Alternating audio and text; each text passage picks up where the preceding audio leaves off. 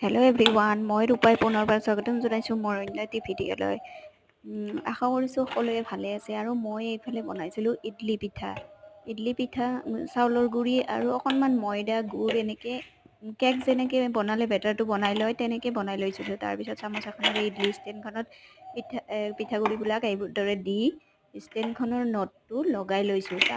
এইফালে গেছত মই ডাঙৰ কুকাৰ এটা বহাই দিছোঁ। কুকাৰটো ডাঙৰ লাগিব কাৰণ ষ্টেণ্ডখন ভিতৰত সোমাব লাগিবতো, সেইকাৰণে কুকাৰটো সোমাই জোখৰ মতে দি ল'ব আৰু আপোনালোকে তাত অকণমান পানী দি ল'ব। পানীখিনি গৰম হোৱাৰ পিছত ইডলি ষ্টেণ্ডখন ভিতৰত বহুৱাই দি কুকাৰৰ ঢাকনিখন মাৰি দিব। কিন্তু কুকাৰৰ হুইচেলটো নিদিব, সেইটো খুলি ৰাখিব, সেইটোৰ প্ৰয়োজন নাই। তাৰপিছত 10-15 মিনিট পিছত আপোনালোকৰ পিঠাকেইটা হৈয়ে যাব। বেছি টাইম নালাগে পিঠাকেইটা হওঁতে।